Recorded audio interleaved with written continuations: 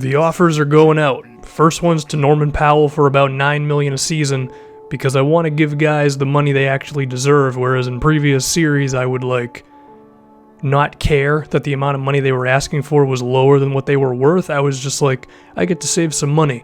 But now I actually want to do this a bit more fair. So with Michael Beasley, who was good for us the previous year, he's going to get about $5 million a season from us. 3 free agents who I think can help us out. Norman Powell for the long term, Neto and Beasley more for the short term. And we got all 3 of them, so that's awesome.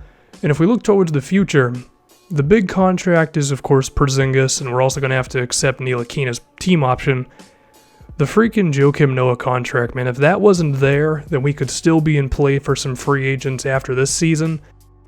So now with Powell, the only fear with him is that our defense or our offense might not be very good with him in the starting lineup. Him and Hardaway are going to play almost the same amount of minutes, and Hardaway is going to come off the bench and be the 6th man.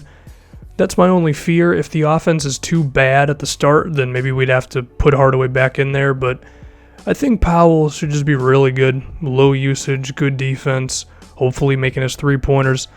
And then the other big addition, shout out to Neto and Beasley, of course, but the big one besides Powell is Deandre Ayton. And his jumper, it's not like Porzingis levels, but it should be pretty good day one.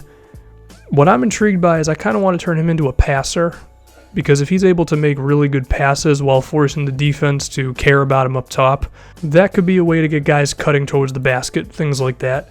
We have a lot of offensive potential with Ayton as well as Porzingis, of course, and I think Ayton and Porzingis, it's such a good fit because Ayton fills in all the things that Porzingis doesn't do well, like rebounding for one or just being strong around the rim.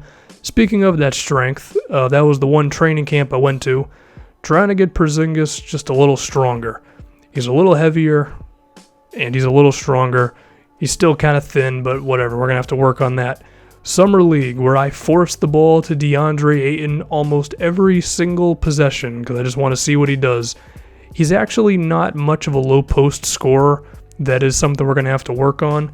As of right now, he's mainly a pick-and-roll and pick-and-pop kind of guy, and then transition and offensive rebounds and things like that. But I do think he can be pretty good nonetheless. And I actually think Ayton, as this dude makes a 3-pointer, Ayton has somewhat of like a Dwight Howard potential because of his strength. He doesn't have Dwight Howard's vertical or his athleticism, but he's similar mold of player, but he's got the 3-point shot, so he does remind me of Dwight in the sense of his rebounding and how good he can be around the rim, but there's other things. He's not an exact replica is what I'm getting at. I'm trying to get him rolling to the rim here, and this is Deandre Ayton in a nutshell. Misses that one, grabs the rebound, puts it back up himself. Dude can grab boards, and I do think in a few seasons he could be one of the best rebounders in the league. I'm talking like Hassan Whiteside levels of rebounding for us. I think this is one of the few possessions where I don't just force the ball to Ayton. I'm trying to get Terrence Ferguson an open 3-pointer, and I'd say it went pretty well. Notice one small thing about that one. Deandre Ayton setting the screen. Because he's really strong, I'm hoping that he'll be a really good screen setter for us. And right here, even though it's a goaltend, you see the potential of Ayton as a rim protector. His rim protection is definitely farther along than his overall defense is. I could have easily just put that up with Malachi Richardson, who's not on the team. I just had to fill out the Summer League roster. But instead, I wanted to pass it to our new center. I don't know what I'm doing on this possession. Well, that was really bad. Also, there's 2 dudes wearing number 23, so that's kind of cool. That's a foul. And pretty sure the reason we're seeing this long segment here is because this video isn't very long, and I need something to fill out the time. Because that's pretty much all I got. We made a couple free agent signings, and then we see the Summer League, and then we're off to start the regular season in the next video. What am I doing on this play? I didn't know any of these plays, so I'm just calling random things and hoping none of them suck. I have Ayton out on the 3-point line, and that is an okay shot for Ferguson. It was a long 2, which I'm not a fan of, and plus, the defender didn't do a bad job of getting back to him. We're forcing another screen and roll with, I believe, Kay Felder as my point guard. I believe he was the backup point for the Cavs last season or something, so he has that going for him. This is not a good play by any means, but Ayton just kind of bails us out anyway.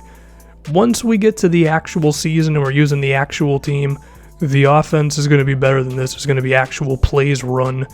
I'm just forcing the ball to the dude we just drafted. Now, if Terrence Ferguson wasn't driving to the basket on that one, I could have got Ayton an open fast break, but what are you going to do? So what am I doing here? Raymond Teague's cut resulted in nothing, and this is not a good possession by any means, but I just want to force it down to the center, and then he makes it, so there you go. Some pretty ugly offense, but we got an idea of what Ayton is good at, which is rebounding, finishing around the rim. Didn't get any jumpers, but it's whatever, and we'll see him full-time starting in the next video.